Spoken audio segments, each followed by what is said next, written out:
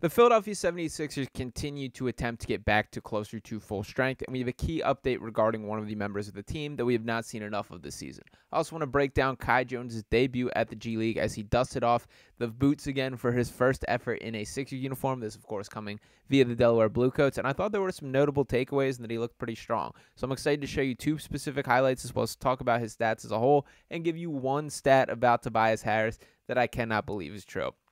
But I want to kick things off with the injury update to D'Anthony Melton. D'Anthony Melton did hold a chess event here in Philadelphia. This is something that he's done for a little bit of time. He has kind of a chess club, one of his foundations that he helps run. And I do have a nice picture of him here, sharing it with both Paul Reed and Daryl Morey, both guys who are avid chess masters themselves. Paul Reed actually has been a guy that's very much a fan of chess and has played it since he was a kid. So kind of cool to see all those guys be suiting up, be playing some chess with some kids in need. So cool that D'Anthony Melton put that together. But he did also have a chance to speak to some media members at the event and was asked a little about his back. So I want to start with this quote here. This coming from Gina Mizell of the Philadelphia Inquirer, and she said, at his annual chess event, D'Anthony Melton said taking another hit in the February 27th Boston game caused his back to, quote, finally give out. He said he's frustrated, but said recovery is progressing positively. Quote, it is what it is. Keep going day by day. Wake up. Figure it out.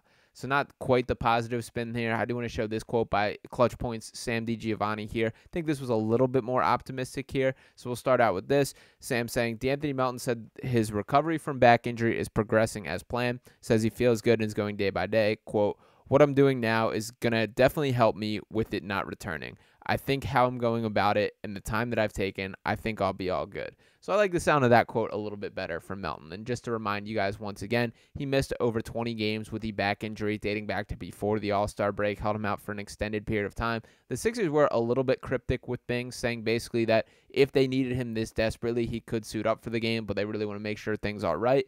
And then nonetheless, they were not right. As he returned to the floor and just in his third game back, that he re-injured that back injury against the Boston Celtics, played just 8 minutes in that game and then had to opt out and has been out since that time. So not a good sign with D'Anthony Melton. You never want to see guys dealing with back injuries, and I do think it's important to note with him that this has been a theme throughout his career, that the back injuries first showed face in 2018, 2019 when he was playing for the Memphis Grizzlies. He had a back injury the first year with the Sixers, and obviously this situation this year. So I don't love that from a long-term extent as a whole. I do hope that he steps back on the floor this season. D'Anthony Melton, a very key player on this team and a guy that's played some really successful minutes for this Sixers team. So they will definitely be at the better if he's able to return to the floor and play like himself. But unfortunately, I don't think that's a complete guarantee. And I do like what he said here, saying that what I'm doing now is going to definitely help me out with it not returning. This referring to the back injury here. I'm sure he's doing some sort of core exercises and some strengthening exercises around the back issue to particularly protect it and give him an additional chance. But we do know that back injuries are not something that are a great sign, especially for a guy who's just 25 years old and an upcoming free agent. So unfortunately for Melton, I have a feeling it's going to dictate his market quite a bit. And unfortunately, this is likely going to cost him quite a bit of money. But I do want to shift gears and talk about something a little bit more positive before I circle back here, and that is Kai Jones. That I've already dropped a video talking about the speculation about Kai Jones potentially being signed, then one yesterday about the official announcement that he is now a member of the Sixers organization, just on a 10-day contract, so this is purely a trial period for Kai Jones, but we did get his first look of action with the Delaware Blue Coats tonight, and I was pretty impressed that the athleticism, the activity, everything that I expected out of Kai Jones was there. And to list off his full stats here, in his 30 minutes of play, adding 14 points, 8 rebounds, with 4 of those being offensive, also had 5 assists, 5 steals, a block, a turnover, and shot 6 of 7 from the field. And as I mentioned, both the athleticism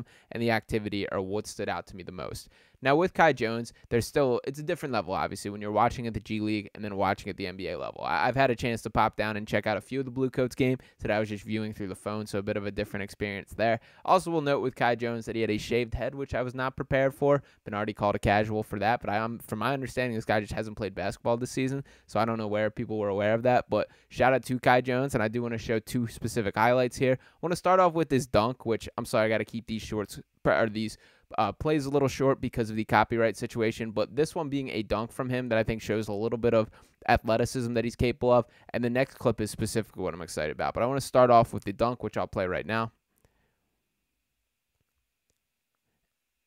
And that's what's going to get the job done for Kai Jones. We're not asking these overly advanced things for him to do. It's attack the rim, it's play with athleticism, be the fastest and most athletic guy on the court, which he's very good at. And while this dunk, once again, I think is cool to note, it is this next play that I'm particularly excited about. This right here made me never want to see Mo Bamba in a Sixers uniform again. This block by Kai Jones encapsulates why people are still intrigued by him as a talent, and once again, just 23 years old. So look at the recovery block from Kai Jones on this play. First of 2 in Delaware this weekend between... Boom, just sends that back. And I'm going to play that one more time as well. But just look at the windup and look how close he is to banging his head on the rim. That especially stood out to me. First of 2 in Delaware this weekend between... So I love that. That's the type of athleticism that the Sixers team is missing.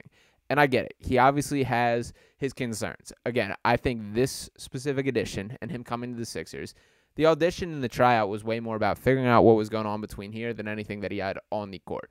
We will see what ultimately that plays out to be. I'm willing to look the other way and believe that the talent is worth the risk, and frankly, there's not that much risk involved, especially on a 10-day contract. And I know I noted this earlier, but the Sixers are eligible to sign him to a second 10-day contract before making an official decision. So this can be an extended tryout, essentially 3 weeks long. And more importantly, we're going to get a chance to see him on the floor at the NBA level. That tomorrow with a matchup, or at this point when I'm dropping this coming out today, I'm recording this video late night, he'll be playing the Charlotte Hornets. So there is a little bit of a revenge factor there. And this is also the type of matchup that is worth giving him a tryout. This is one of the few matchups for the Sixers' foreseeable future that should be going in the win column. So it's worth rolling the dice, seeing what you got with Kai Jones. And again, I am a believer in the revenge factor when it comes to teams. And if you're not, you should have watched Cam Payne pop off against the Milwaukee Bucks the other night, because it is there. Same with Paul Reed going against Doc Rivers. So I do believe in a little added motivation for guys. I do think Kai Jones will feel this way, although he certainly was not wrong by the Hornets in any way based on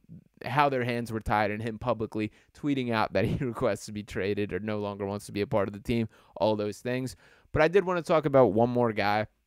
And again, I hate that I keep dragging him through the mud, but I do got to shout out my friends over at NBA University who dropped just an unbelievable quote, but sums things up quite a bit. And it is total charges drawn by the Philadelphia 76ers since 2019. Leading the way, Joel Embiid with 12, Montrezl Harrell with 12, Georges Niang with 12, Furkan Korkmaz with 11, Shake Melton with 8, Ben Simmons with 7, Isaiah Joe with 7, Kyle Lowry with 6, a quick riser there, Daniel House with 6, Tyrese Maxey with 6, Pat Beverly with 5, Kelly Oubre with 5, Raul Neto with 4, James Ennis with 3, Cam Payne with 3, James Harden with 3, and dead last is Tobias Harris with 0 charges drawn. In 12,435 minutes of NBA basketball, Tobias Harris has not picked up a charge in a Sixers uniform. Now, that is hard to do. The charges, they happen accidentally all the time when you play basketball. That if you're just around the paint enough, if you just play somewhat defense, you're going to accidentally stumble your way into a charge call. That this happens all the time. This happens on an every night basis. There's an accidental charge of a guy driving out of control, accidentally hitting somebody, things like that, but not Tobias Harris. Tobias Harris not being the beneficiary of that. And with this kind of statistic, it's frustrating to me because that's purely an effort stat. That charges drawn is purely a willingness to give up your body and take one for the team, quite literally. I'm not going to pound on Tobias more than I mean to. That this video I mostly want to be about the status of DeAnthony Melton and Kai Jones, his debut there. But I did come across that in the process of things and had to highlight that for sure. But I will say, I think Kai Jones is a guy that will take a charge, and I am optimistic about what he will bring to the Sixers team. But just an unbelievable stat that I had to bring up there.